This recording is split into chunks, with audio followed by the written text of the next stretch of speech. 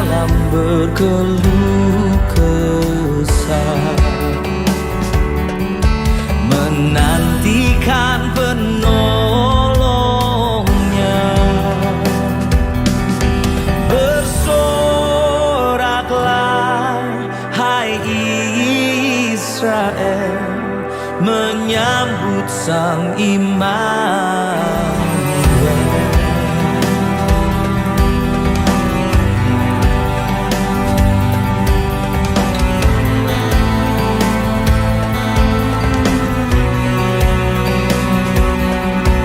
Oh, datanglah pengharapan,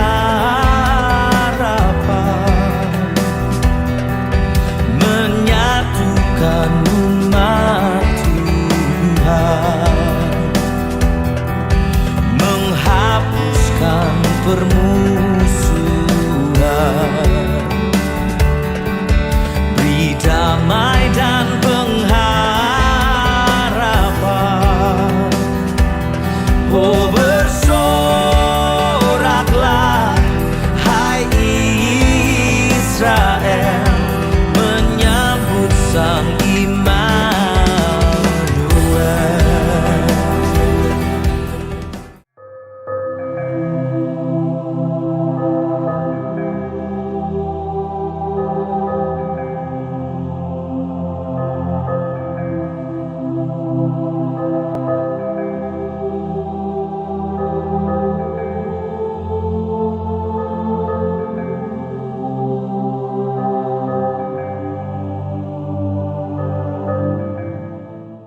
Shalom Bapak Ibu Jemaat sekalian, selamat hari Minggu.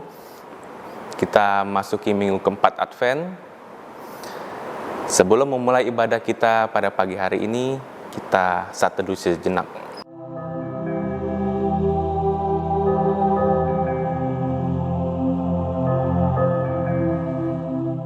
Amin.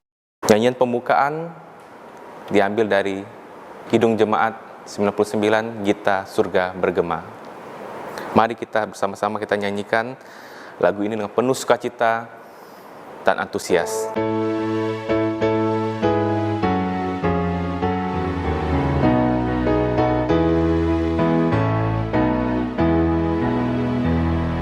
Gita surga bergema, lahir Raja mulia, damai dan sejahtera turun dalam dunia.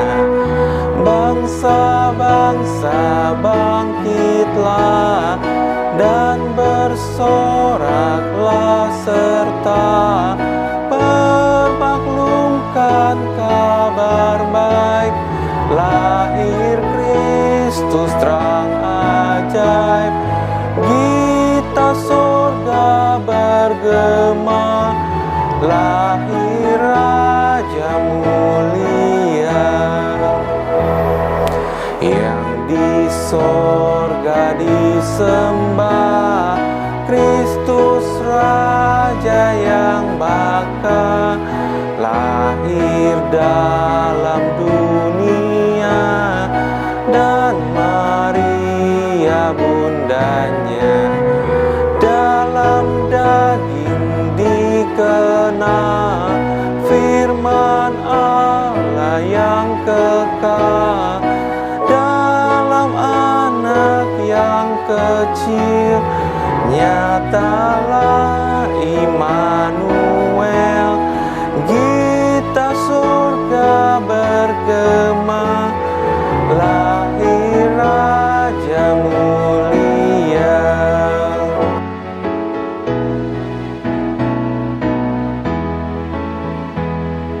Raja damai yang besar, surya hidup yang benar, menyembuhkan dunia di naungan sayapnya.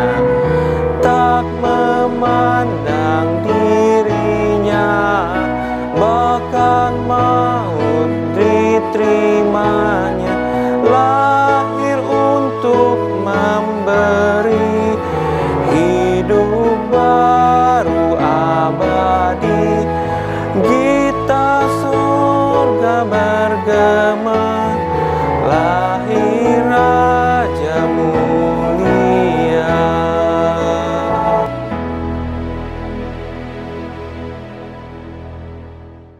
Kebaktian kita berlangsung dalam nama Bapa, Anak, dan Roh Kudus. Amin.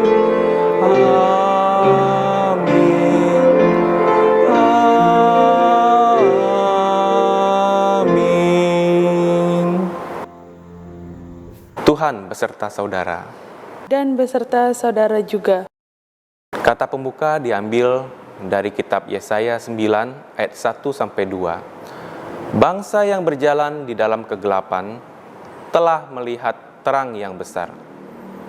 Mereka yang diam di negeri kekelaman, atasnya terang telah bersinar. Engkau telah menimbulkan banyak sorak-sorak dan sukacita yang besar. Mereka telah bersukacita di hadapanmu, seperti sukacita di waktu panen. Seperti orang bersorak-sorak di waktu membagi-bagi jarahan.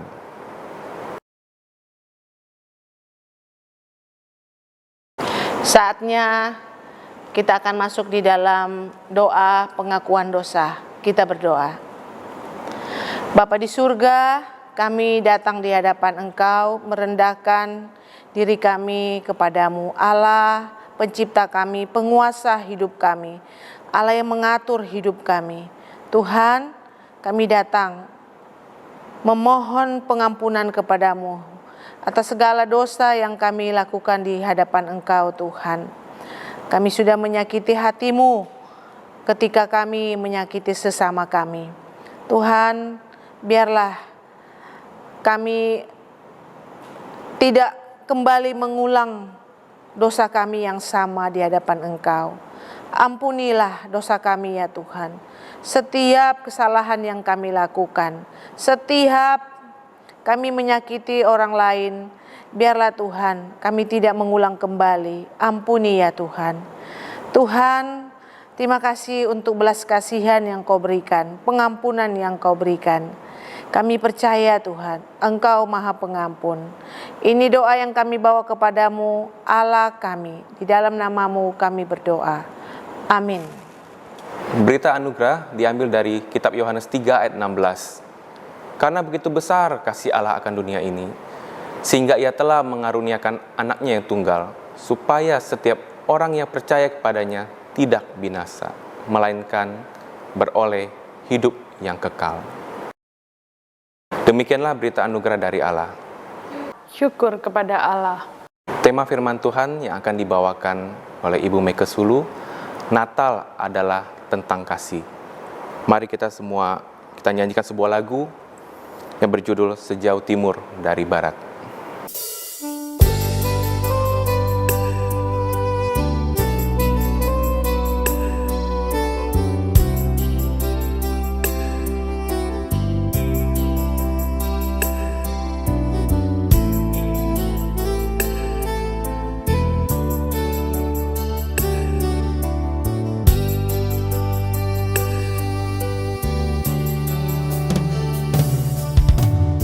Jauh timur dari barat, Engkau membuang dosaku.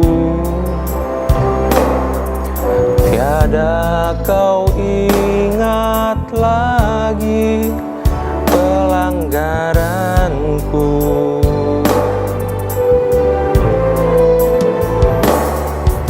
Jauh ke dalam tubir laut, Kau melemparkan dosaku. Tiada Kau perhitungkan kesalahanku. Betapa besar Tuhan, betapa besar kasih pengampunan-Mu Tuhan. Tak Kau pandang hina hati yang hancur.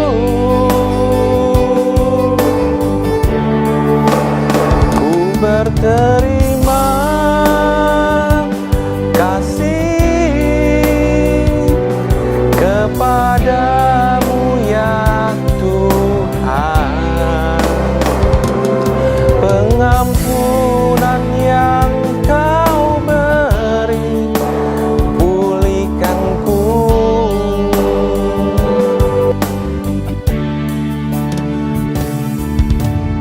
jauh timur dari barat, Engkau membuang dosaku.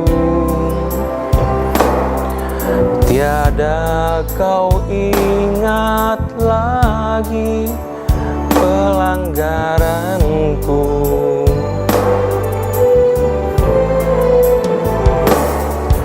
Jauh ke dalam tubir laut, kau melemparkan dosaku. Tiada kau perhitungkan kesalahanku. Betapa besar ya Tuhan. Betapa besar kasih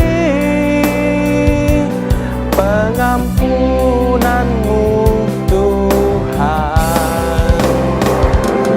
Tak kau pandang hina hati yang hancur, yang hancur. Ku berterima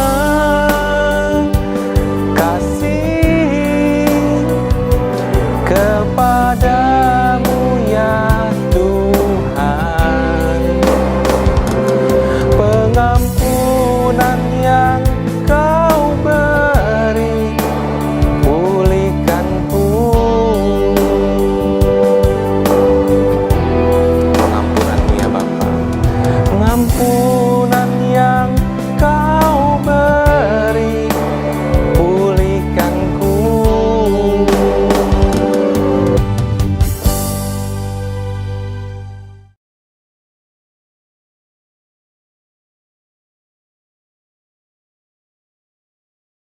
Shalom, selamat hari Minggu. Jumpa lagi kita di ibadah Minggu Advent yang keempat, ditandai dengan 4 nyala lilin.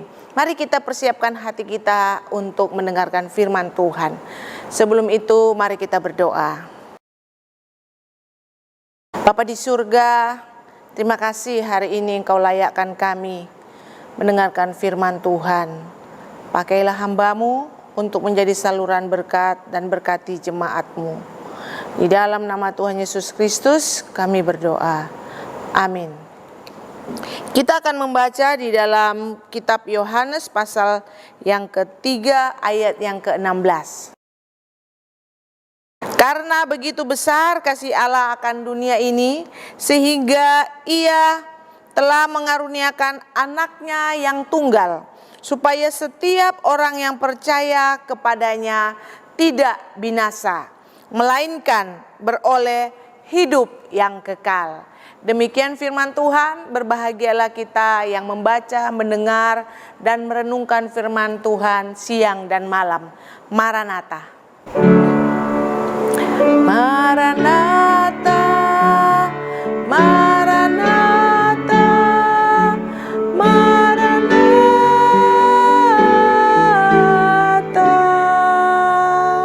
Tema kita hari ini, Natal adalah tentang kasih. Natal adalah tentang kasih. Di dalam pembicaraan firman Tuhan hari ini, saya mengambil di dalam Yohanes 3 ayat 16 tadi. Yohanes 3 ayat 16. Bulan Desember adalah bulan yang dinanti-nantikan oleh orang-orang percaya. Kenapa? Karena di dalamnya kita merayakan perayaan ibadah Natal. Di mana-mana orang merayakan perayaan ibadah Natal.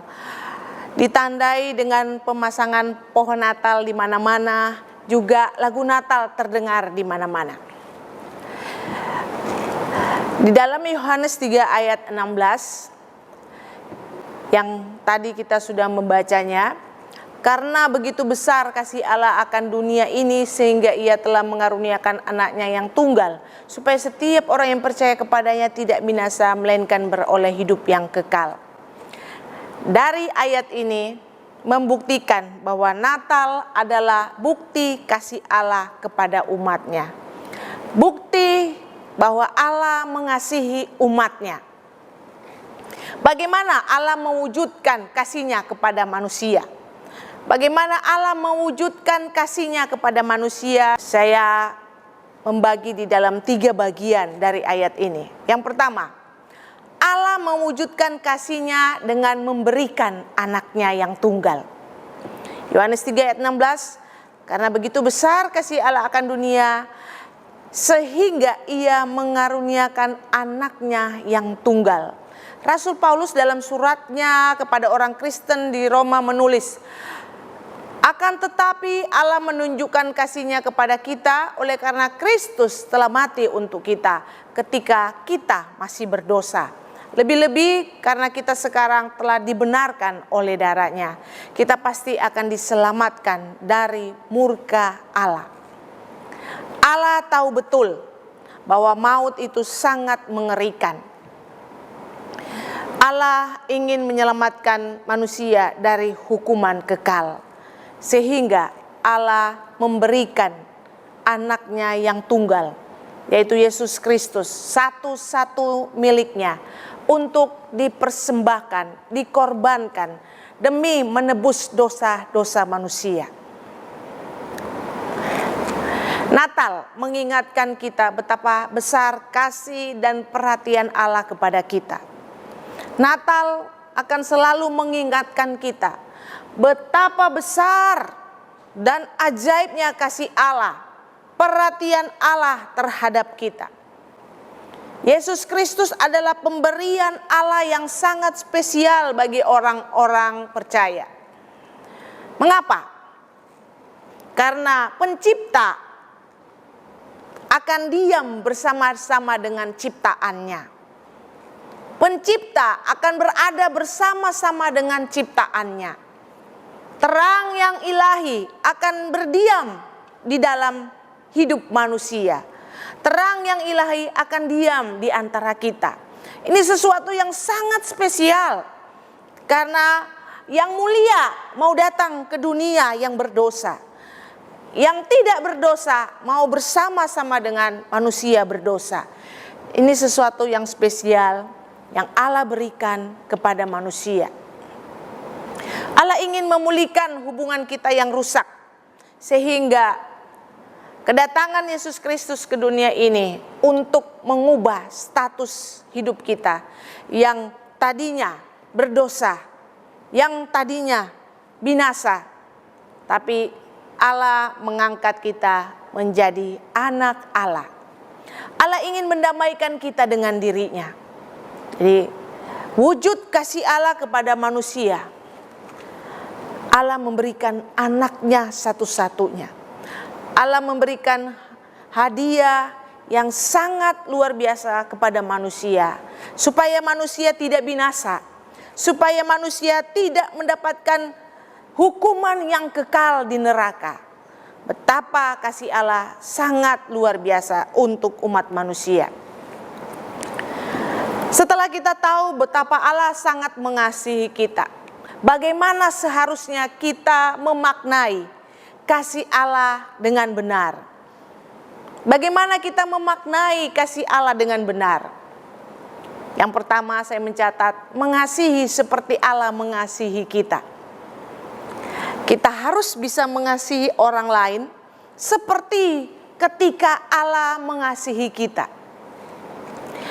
1 Yohanes 4 ayat 7, saudara-saudaraku yang kekasih, marilah kita saling mengasihi, sebab kasih itu berasal dari Allah, dan setiap orang yang mengasihi lahir dari Allah dan mengenal Allah. Allah ingin bagaimana kita mewujudkan kasih Allah di dalam diri kita, kita juga mengasihi sesama, sama seperti ketika Allah mengasihi kita. Ingat Yesus Kristus ketika ada di dunia ini, Tuhan mengasihi orang berdosa. Dan Tuhan tidak pandang bulu siapapun manusia. Contohnya ketika Yesus Kristus berhadapan dengan Sakeus, pemungut cukai. Banyak orang tidak suka dengan Sakeus karena dia mengambil keuntungan yang sangat banyak dan merugikan rakyat. Dan orang terkejut ketika melihat Yesus Kristus mau datang menumpang di rumah Sakeus. Ini membuktikan bagaimana Tuhan Yesus Kristus mengasihi siapapun yang ada di depan dia. Dia tidak memilih-milih bahwa itu orang berdosa atau tidak.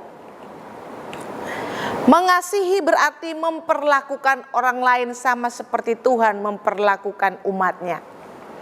Memandang orang lain sama seperti Tuhan memandang umatnya. Jadi mengasihi itu bukan pilih-pilih. Oh, karena dia saudara kita baru kita mengasihi. Tapi Tuhan ketika dia mengasihi umat manusia, Tuhan tidak memandang sebelah mata. Tapi Tuhan benar-benar mengasihi dengan kasih-Nya yang ajaib. Bagaimana cara kita mengasihi sesama?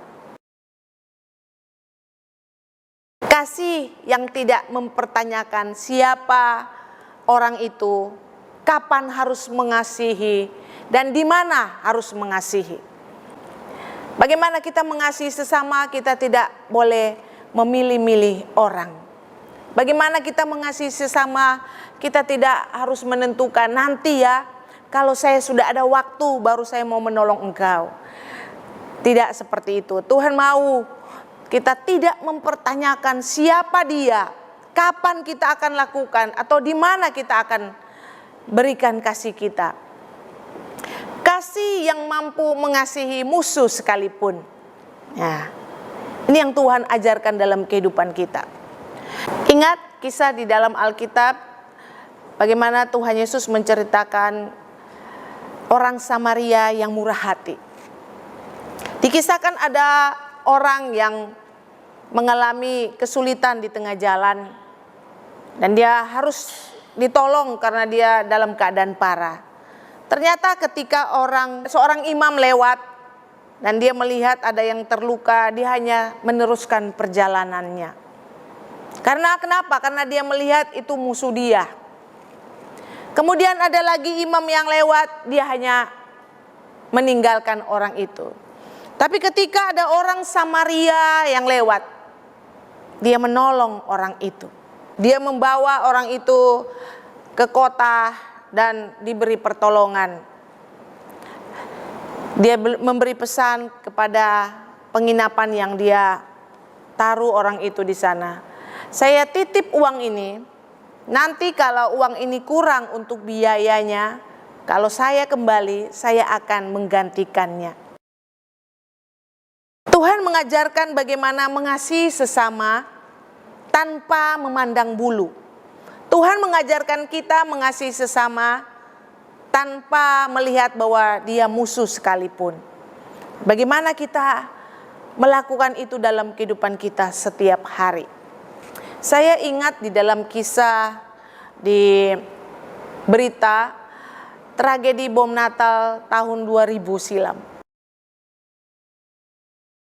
Ada anggota barisan Ansor Serbaguna ya dari NU, dia Banser NU yang mati martir ketika dia menjaga gereja Ebenezer di Mojokerto. Ketika mereka mengetahui ada kantong yang dilepas di depan gereja, Rianto ini begitu berani membuka, dan ketika dia tahu itu bom, dia memeluk bom itu, dia berlari untuk supaya dilempar ke got, tapi ternyata bom itu meledak sebelum dilempar ke got. Dia mengasihi orang-orang yang ada di gereja. Dia tidak ingin mereka terluka, sehingga dia mengambil satu tindakan yang mempertaruhkan nyawanya sendiri. Dia memeluk dan dia ingin melempar jauh-jauh, tapi ternyata bom itu merusak tubuhnya dan akhirnya Rianto meninggal dunia. Itu ada bajunya, bekas bajunya robek-robek. Jadi ini satu tindakan di mana orang-orang yang mengasihi sesama tanpa memandang bulu. Yang kedua, bagaimana seharusnya kita memaknai kasih Allah dengan benar. Ketika kita sadar bahwa kita dikasihi oleh Allah, Allah memberikan anaknya yang tunggal, Allah berkorban demi manusia bisa diselamatkan. Saya mencatat yang kedua ini, berkorban seperti Allah mengorbankan anaknya. Bagaimana kita memaknai kasih Allah dengan benar adalah kita berani berkorban seperti Allah mengorbankan anaknya. Akan tetapi Allah menunjukkan kasih-Nya kepada kita oleh karena Kristus telah mati untuk kita ketika kita masih berdosa.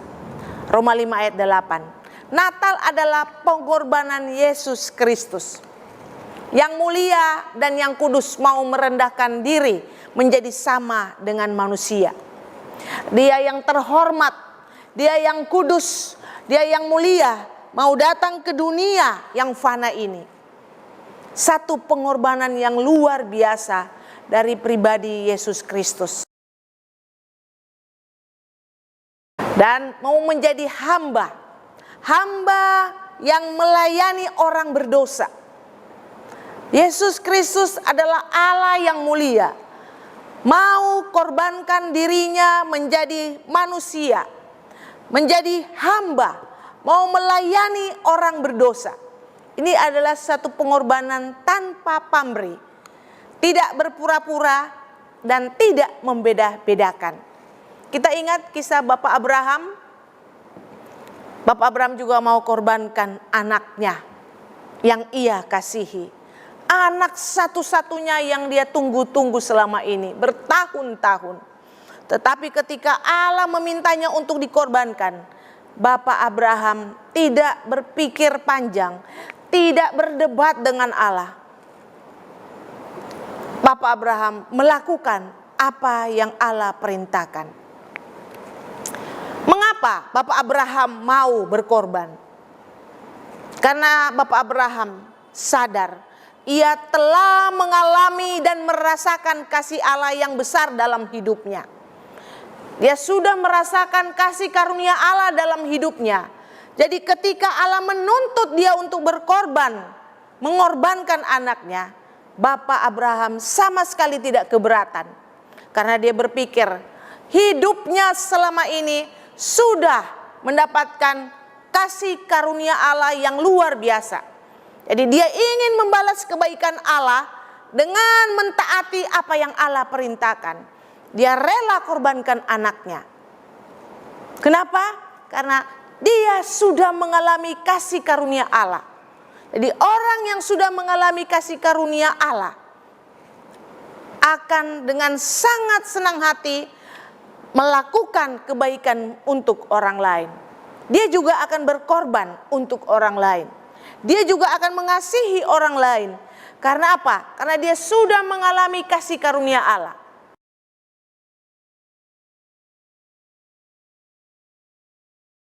Itu sebabnya Bapak Abraham ketika disuruh berkorban, menandakan betapa dia rasa bersyukur dan berterima kasih kepada Tuhan yang telah memberkati dan menyelamatkan hidupnya. Dia mau bersyukur karena Allah sudah memberkati hidupnya. Sehingga ketika Allah meminta, tanpa keberatan Bapak Abraham mau melakukannya.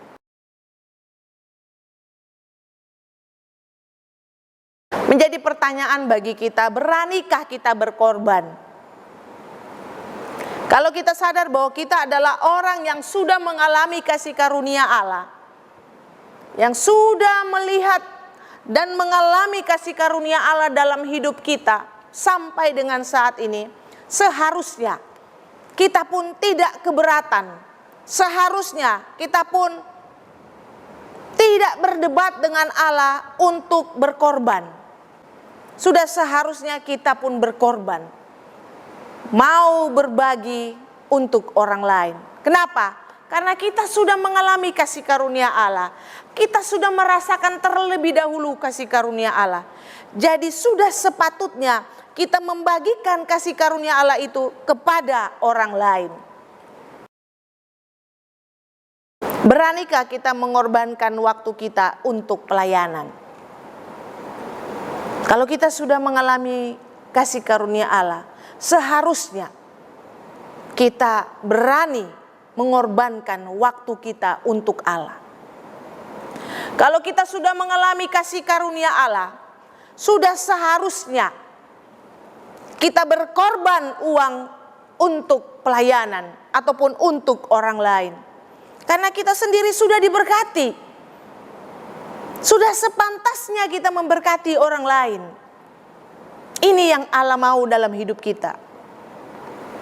Bagaimana kita memaknai kasih Allah yang begitu besar. Kita belajar mengasihi orang lain.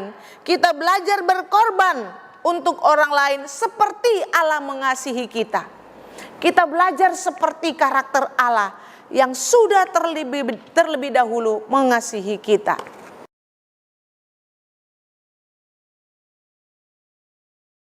Ada satu kisah di tahun 2010 sampai 2015, Presiden Uruguay yang terpilih tahun 2010 sampai 2015.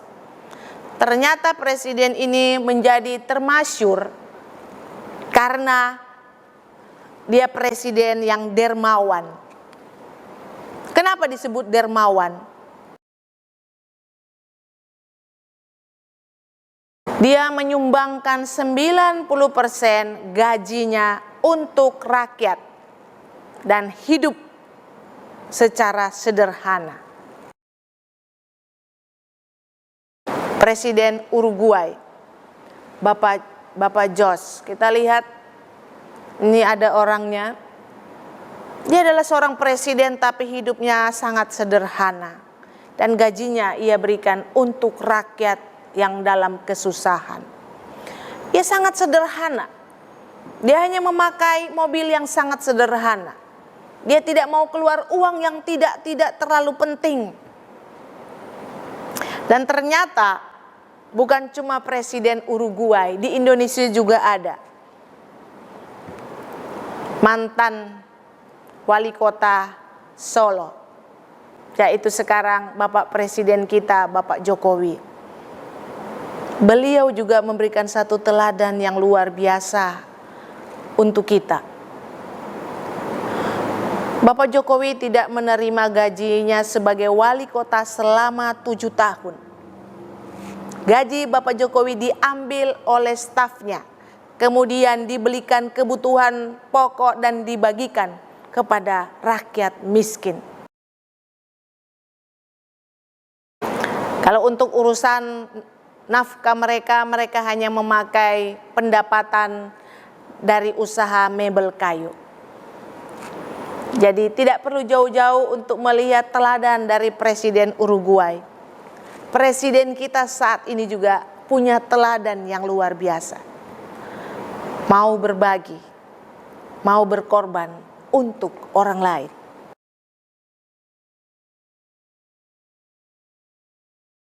Yang kedua, bagaimana Allah mewujudkan kasih-Nya kepada manusia?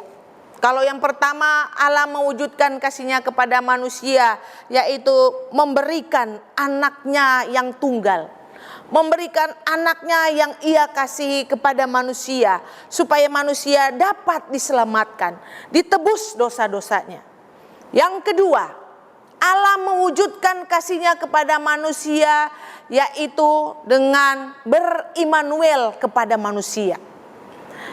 Kita lihat Matius 1 ayat 23. Sesungguhnya anak darah itu akan mengandung dan melahirkan seorang anak laki-laki, dan mereka akan menamakan dia Immanuel, yang berarti Allah beserta kita. Yesus Kristus yang lahir disebut Immanuel, artinya dia akan beserta dengan kita. Kita akan melihat makna Allah beserta dengan kita. Apa artinya Allah beserta dengan kita? Yesaya 43 ayat 2 berkata, apabila engkau menyeberang melalui air, aku akan menyertai engkau. Atau melalui sungai-sungai, engkau tidak akan dihanyutkan. Apabila engkau berjalan melalui api, engkau tidak akan dihanguskan. Dan nyala api tidak akan membakar engkau. Apa arti daripada ayat ini berhubungan dengan Allah menyertai kita? Artinya, Allah menyertai kita bukan berarti menghilangkan masalah dari hidup kita. Masalah tetap ada, tapi Allah mau membuktikan bahwa Dia beserta dengan kita. Allah menyertai kita untuk memberikan kemampuan kepada kita. Allah tahu manusia itu hidup penuh dengan tantangan, karena godaan dosa itu begitu berat, begitu besar untuk menggoda manusia. Sehingga Allah perlu hadir di dunia ini. Allah bersama-sama dengan kita. Allah beserta dengan kita, menyertai kita, supaya memampukan kita, menguatkan kita untuk berhadapan dengan dosa. Supaya jangan sampai kita takluk kepada dosa. Supaya jangan sampai kita dikuasai oleh dosa. Sehingga Allah perlu hadir, mendampingi kita, menyertai kita, supaya kita diberikan kekuatan yang luar biasa untuk melawan godaan-godaan dosa yang ada di dunia ini. Luar biasa kasih Allah untuk manusia. Dia berikan anaknya, bukan untuk tebus, bukan hanya untuk menebus dosa kita, tapi juga beserta dengan kita selama-lamanya, menyertai hidup kita, supaya kita dimampukan, dikuatkan di dalam menghadapi tantangan dunia ini. Bagaimana seharusnya kita memaknai penyertaan Allah dengan benar? Bagaimana kita memaknai penyataan Allah, penyertaan Allah dengan cara yang benar? Hendaklah kita jangan salah menyikapi. Jangan sampai kita menyalahkan Allah karena sepertinya Allah tidak menolong. Padahal maksud Allah menyertai kita, Allah beserta dengan kita. Allah ingin memberitahukan bahwa persoalan tetap ada di dalam hidup kita, tapi Allah akan menguatkan kita. Contoh dengan adanya pandemi. Kalau kita salah menyikapi persoalan yang ada sekarang ini, bisa fatal. Kita bisa salahkan Allah, kita bisa salahkan manusia, dan kita akhirnya menjadi stres. Karena pikiran kita kacau, kita tidak terima dengan persoalan yang terjadi. Kita lupa bahwa di dalam hidup kita di dunia ini, masalah tidak akan pernah berhenti. Tapi Allah juga mau beritahu, memang masalah tidak berhenti, tapi Allah akan selalu beserta dengan kita. Ini yang Allah mau tekankan. Allah ingin memberitahukan kepada kita, Allah akan selalu beserta dengan kita. Sekarang ada pandemi, ada banyak sakit penyakit, ada banyak kegagalan, ada banyak kesukaran, bahkan ada banyak musuh yang menjadi persaingan. Ada banyak musuh karena persaingan. Tapi Tuhan mau ingatkan kita, semua yang terjadi itu untuk mendidik kita, untuk lebih sabar. Semua yang terjadi adalah untuk melatih iman kita. Semua yang terjadi adalah untuk mengingatkan kita, mungkin ada hal-hal yang salah, sehingga semua ini harus terjadi supaya kita dikoreksi kembali. Persoalan yang terjadi, Allah juga mau ingatkan kita untuk terus menaruh pengharapan kita kepada Tuhan. Menaruh terus pengharapan kita kepada Tuhan. dan selalu berpikir positif bahwa Allah tidak akan pernah meninggalkan kita. Karena Dia adalah Allah Immanuel, Allah yang selalu beserta dengan kita, yang tidak akan pernah meninggalkan kita. Roma 8 ayat 28 ingatkan kita bahwa Allah turut bekerja dalam segala sesuatu yang kita lakukan untuk mendatangkan kebaikan bagi mereka yang mengasihi Dia, yaitu bagi mereka yang terpanggil sesuai dengan rencana Allah. Ayat ini mengingatkan kita, menguatkan kita untuk tetap punya pengharapan meskipun kita berhadapan dengan pandemi sekarang ini. Meskipun kita berhadapan dengan tantangan yang luar biasa. Ayat ini mengingatkan kita bahwa Allah tidak pernah tinggal diam. Allah turut bekerja dalam kehidupan kita. Dia beserta dengan kita. Dia akan menguatkan kita untuk menghadapi tantangan hidup ini. Inilah kasih Allah. Allah yang beserta dengan umatnya. Allah yang tidak pernah meninggalkan umatnya. Yang ketiga, bagaimana Allah mewujudkan kasih-Nya kepada manusia? Kalau yang pertama, Allah memberikan anaknya yang tunggal. Yang kedua, Allah beserta dengan kita. Allah menyertai hidup kita. Yang ketiga, Allah mengaruniakan hidup yang kekal kepada manusia. Kasih Allah terlalu ajaib. Dia terlalu mengasihi kita. Meskipun seharusnya kita tidak pantas mendapatkan kasih Allah karena kita orang berdosa. Tapi inilah kasih Allah. Inilah sifat Allah, penuh dengan belas kasihan. Dia tidak ingin kita binasa. Hasil kasih Allah adalah kehidupan yang kekal. Anugerah di dalam Yesus Kristus. Natal memberikan kita pengharapan. Pengharapan bahwa akan ada kehidupan yang kekal, yang tidak akan binasa.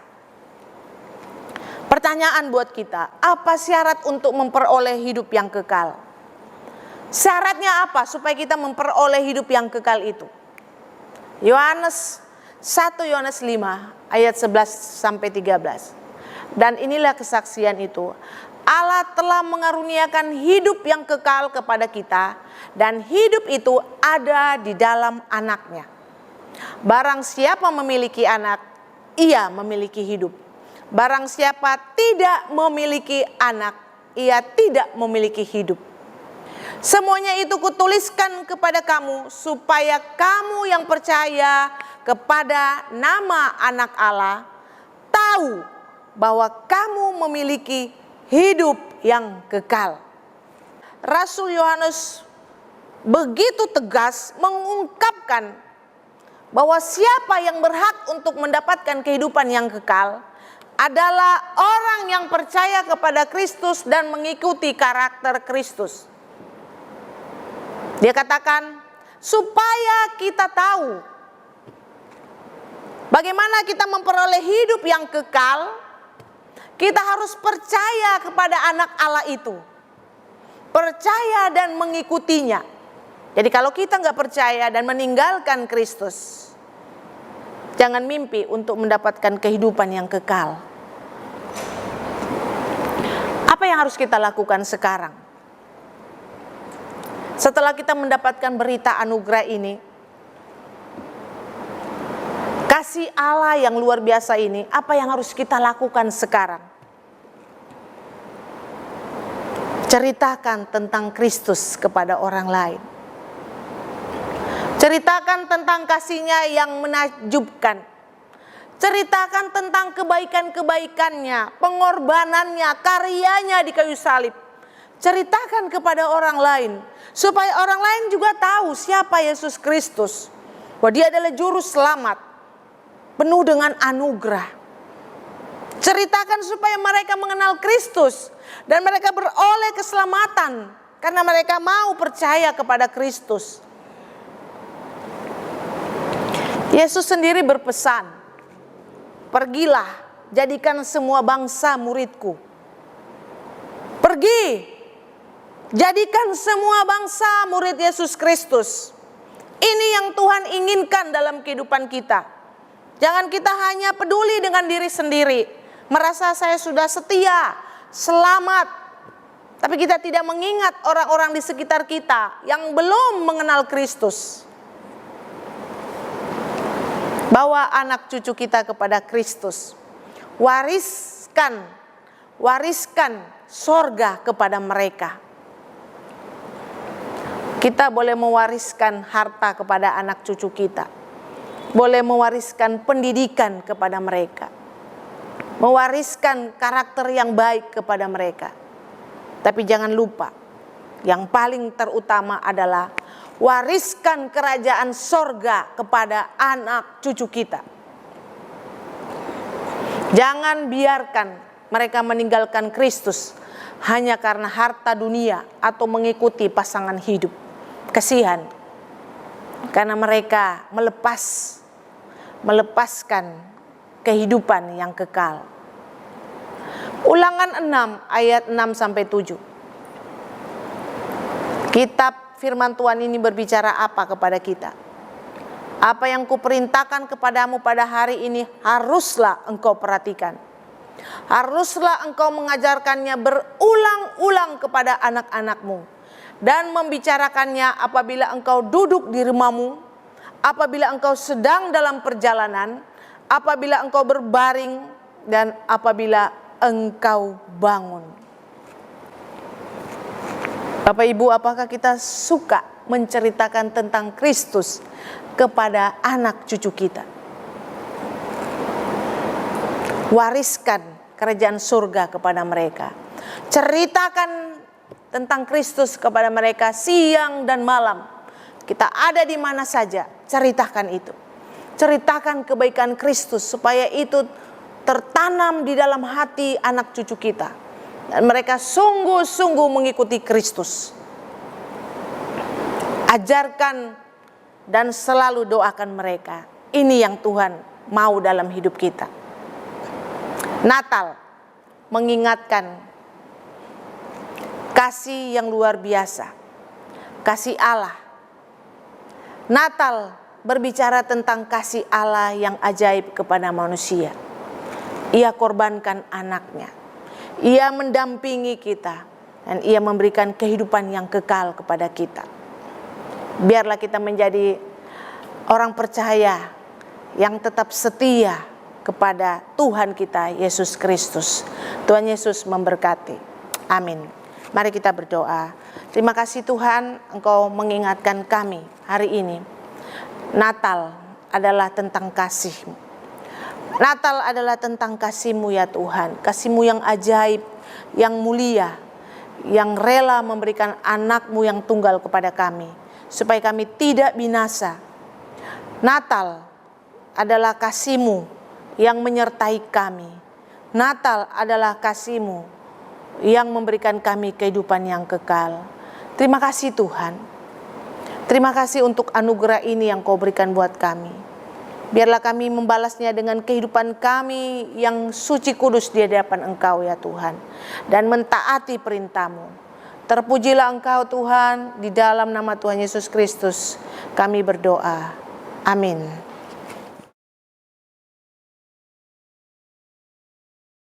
Mari kita bersama-sama dengan seluruh jemaat yang ada di seluruh dunia. Kita mengakui iman kita naikkan pengakuan iman rasuli. Aku percaya kepada Allah, Bapa yang Maha Kuasa, Khalik langit dan bumi, dan kepada Yesus Kristus, anaknya yang tunggal Tuhan kita, yang dikandung daripada Roh Kudus, lahir dari anak darah Maria, yang menderita sengsara di bawah pemerintahan Pontius Pilatus, disalibkan, mati dan dikuburkan, turun ke dalam kerajaan maut, pada hari yang ketiga bangkit pula dari antara orang mati, naik ke sorga, duduk di sebelah kanan Allah, Bapa yang Maha Kuasa. Dan dari sana ia akan datang untuk menghakimi orang yang hidup dan yang mati. Aku percaya kepada Roh Kudus, gereja yang kudus dan am, persekutuan orang kudus, pengampunan dosa, kebangkitan orang mati, dan hidup yang kekal. Amin. Doa syafaat akan dipimpin oleh Ibu Pendeta Melissa Sugiharmanto. Saudara-saudara, mari kita akan menaikkan beberapa pokok doa syafaat. Kita memohon pada Tuhan, campur tangan Tuhan untuk kehidupan kita, kehidupan saudara-saudara kita seiman, bangsa dan gereja kita. Mari kita masuk di dalam doa. Bapa di surga, kembali kami datang di hadapan-Mu. Kami sadar Tuhan betapa terbatasnya kami dan tidak berdayanya kami tanpa pertolongan Tuhan. Tuhan, kami mau merendahkan hati kami. Kami mau sekali lagi mengakui betapa tidak berdayanya kami. Tuhan, kiranya Engkau yang terus mengingatkan kami sehingga kami memiliki sikap bergantung kepada Tuhan. Kami juga menyerahkan Tuhan untuk saudara-saudara kami seiman yang di dalam keadaan lemah tubuh. Tuhan yang mengingat mereka, Tuhan yang juga memberkati mereka. Kami berdoa Tuhan untuk Kels, cucu dari I Aichen dan Pak Effendi. Kami juga mengingat untuk Ibu Lena. Kami mengingat juga Tuhan untuk I Ava. Tuhan, Engkau tahu kondisi mereka masing-masing. Tuhan, biarlah Engkau yang menolong melalui obat yang mereka minum. Mereka boleh kembali mendapatkan kesembuhan. Mereka boleh dipulihkan dari sakit penyakit mereka. Berkati Tuhan kesehatan Iava, Tuhan juga yang kembali menjama untuk Lena, Tuhan yang kembali memulihkan untuk Kels. Kami juga berdoa untuk saudara-saudara kami yang lain yang dalam keadaan lemah tubuh. Tuhan tahu, Tuhan juga yang kembali memberikan kekuatan. Tuhan, kami juga mau berdoa secara khusus untuk gereja kami dan gereja-gereja lain dalam memasuki akan Natal Tuhan, merayakan Natal. Biarlah kami tidak hanya fokus kepada diri kami sendiri, kepada gereja kami, tapi kami juga tahu apa yang harus kami perbuat kepada sesama kami, kepada orang-orang yang belum diselamatkan. Tuhan, berikan kami terus kerinduan, sehingga kami juga mampu Tuhan melakukan sesuatu, menjadi berkat bagi mereka. Tuhan, biarlah Natal menjadi momen yang sangat penting. Kami boleh menyatakan kasih Tuhan. Kami juga berdoa untuk bangsa dan negara kami. Terima kasih Engkau menempatkan kami Tuhan di bumi Indonesia. Indonesia kaya raya. Tuhan, biarlah dengan kekayaan alam benar-benar dimanfaatkan buat kesejahteraan rakyat Indonesia. Berkati Tuhan untuk nikel yang terus sedang diupayakan sehingga menjadi mempunyai nilai lebih dan dapat dijual dengan harga yang lebih tinggi sehingga menjadi income untuk negara kami. Kami serahkan Tuhan untuk para menteri supaya mereka masing-masing Tuhan fokus kepada pekerjaannya, bukan saling menjatuhkan. Kami juga tetap berdoa Tuhan untuk bangsa dan negara kami, biarlah kami boleh hidup saling toleransi, saling menghargai, dan kami juga saling tolong-menolong. Tuhan, kami mau serahkan Tuhan. Sekali lagi Bapak Presiden kami bersama dengan jajaran menteri. Tuhan yang memberkati mereka, Tuhan yang memakai mereka. Inilah doa kami Tuhan.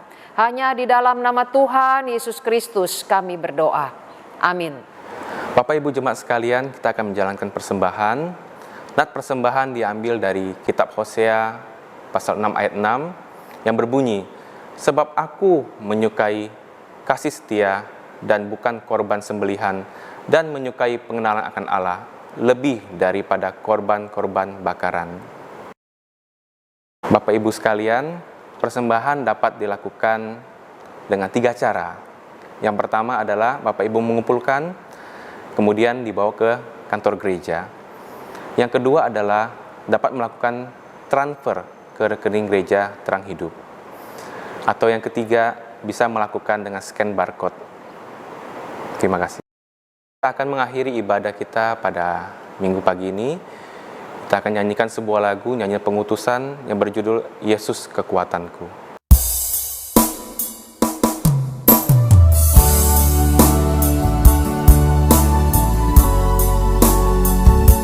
Hanya Engkau juru selamatku ya Tuhan. Engkau setia padaku ya Tuhan. Yang kupegang hanya janji-Mu. Kupercayakan hidupku padamu.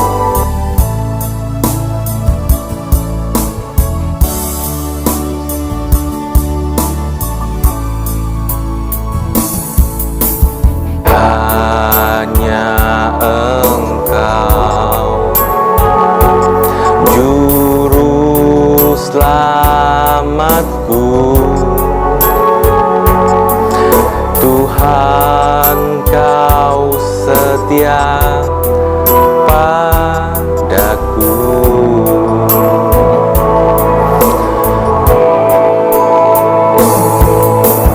Yang ku pegang hanya janji-Mu. Ku percayakan hidupku.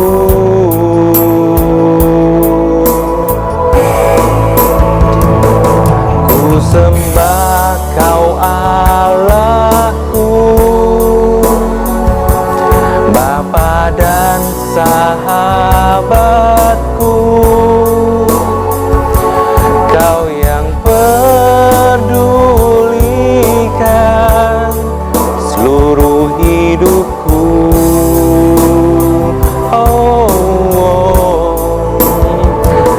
Walau lewati lembah, aku tak ditinggalkan.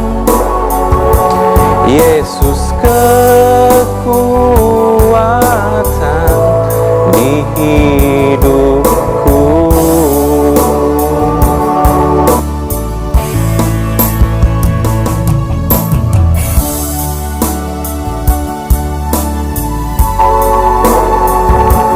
Ku sembah Kau Allahku, Bapa dan sahabatku. Hanya Kau yang peduli atas hidupku. Terima kasih.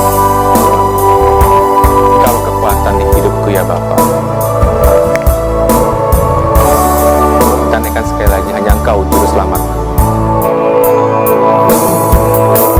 Hanya Engkau juru selamatku, Tuhan Kau setia padaku.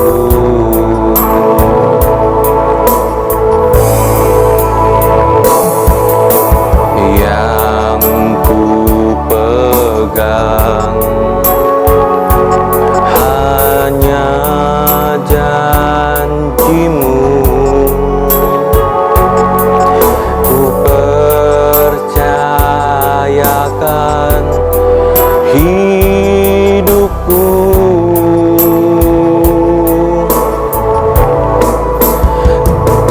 Ku sembah Kau Allahku, Bapa dan sahabatku. Kau yang pedulikan seluruh hidupku.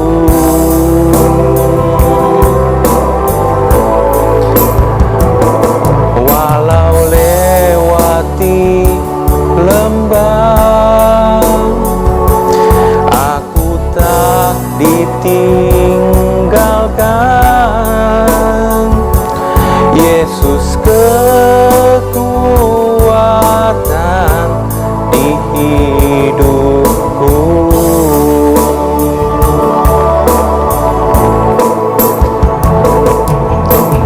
Sembah Kau Allahku,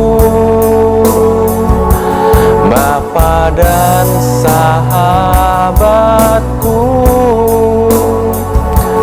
Kau yang peduli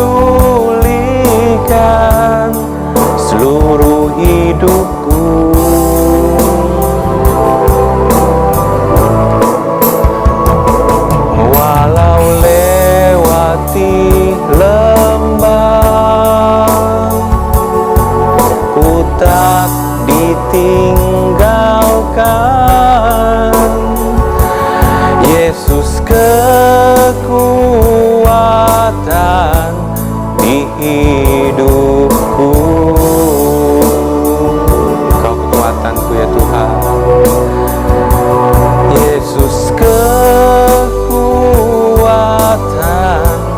di hidupku.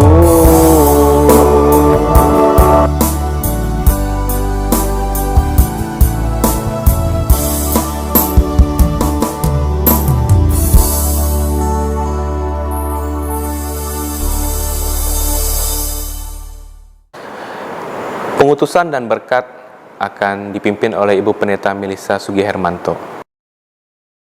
Kita akan menerima berkat Tuhan.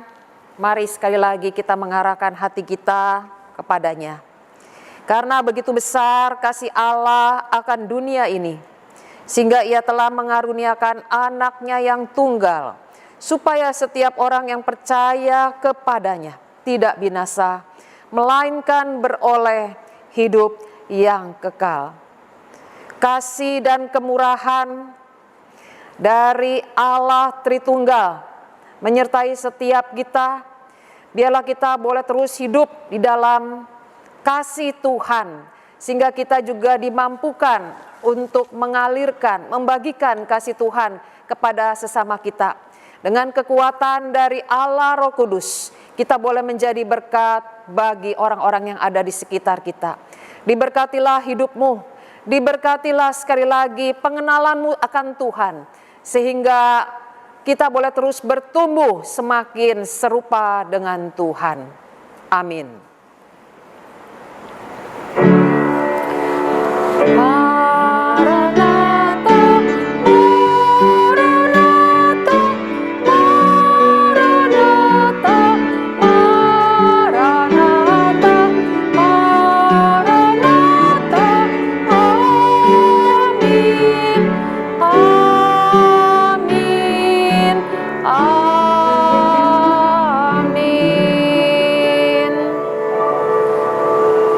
Ibadah selesai, selamat hari Minggu, sampai ketemu lagi.